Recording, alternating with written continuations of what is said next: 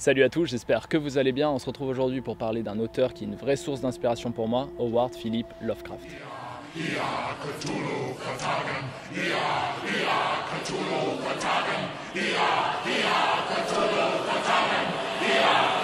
Lovecraft est un auteur américain né à Providence le 20 août 1890. Il est surtout connu pour ses récits fantastiques, d'horreur et de science-fiction. Son œuvre la plus connue est sans doute l'appel de Cthulhu, où se retrouve tout ce qui anime l'auteur. En outre, montrer que l'univers n'est pas anthropocentrique et que l'homme n'est qu'une forme de vie insignifiante parmi d'autres. Loin de tenir une place privilégiée dans la hiérarchie des formes de vie, bien au contraire. Ses ouvrages sont profondément pessimistes et cyniques. D'ailleurs, la plupart de ces personnages deviennent fous en apprenant la vérité sur ce qui les entoure. Car oui, pour Lovecraft, les humains sont entourés de plein de vilaines choses que notre esprit essaye tant bien que mal de cacher pour le bien de notre santé mentale.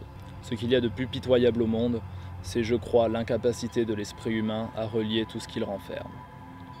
Nous vivons sur une île placide d'ignorance, environnée de noirs océans d'infinitude que nous n'avons pas été destinés à parcourir bien loin. Lovecraft est un auteur plutôt prolifique, avec un peu plus de 30 œuvres, de la nouvelle aux récits plus ou moins longs. Parmi les plus célèbres de ces récits, on peut citer La couleur tombée du ciel, L'abomination de Dunwich, Le cauchemar d'Innsmouth, Celui qui chuchotait dans les ténèbres, Dans l'abîme du temps, La maison de la sorcière, L'appel de Cthulhu ou Les montagnes hallucinées. Mais parmi tous ces ouvrages, il y en a un plus célèbre et impressionnant encore, le Necronomicon. Un livre de culte sur les grands anciens qui aurait été écrit par Abdul al-Zred. Mais ne vous y méprenez pas.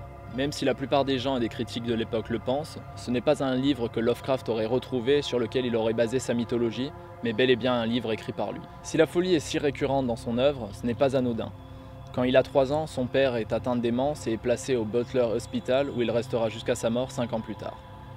Après avoir souffert d'hystérie et de dépression pendant une longue période, c'est sa mère qui finit par entrer au Butler Hospital 19 ans après son mari. D'ailleurs, Lovecraft fut dépressif une grande partie de sa vie, pensant même au suicide à la mort de son grand-père maternel alors qu'il n'était âgé que de 14 ans. On suppose aussi que Lovecraft souffrait de terreurs nocturnes, qui là encore une fois influenceront ses travaux. Les 10 dernières années de sa vie sont les plus prolifiques. Il publiera la quasi-totalité de ses écrits les plus connus grâce au magazine Roll Tales.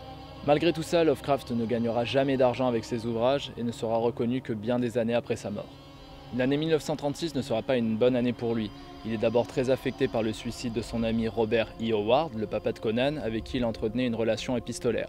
Puis, on lui découvre un cancer de l'intestin. Souffrant de malnutrition, il vivra avec une douleur constante jusqu'à sa mort, le 15 mars 1937. Si je suis revenu sur la vie de Lovecraft dans cette vidéo, c'est pour vous faire comprendre que ce qu'il a vécu a façonné d'une façon ou d'une autre son œuvre. J'espère donc que cette vidéo vous aura plu. Si c'est le cas, je vous invite à écrire un commentaire, à mettre un pouce bleu, à vous abonner. Et je vous dis à la prochaine. Allez, ciao ciao.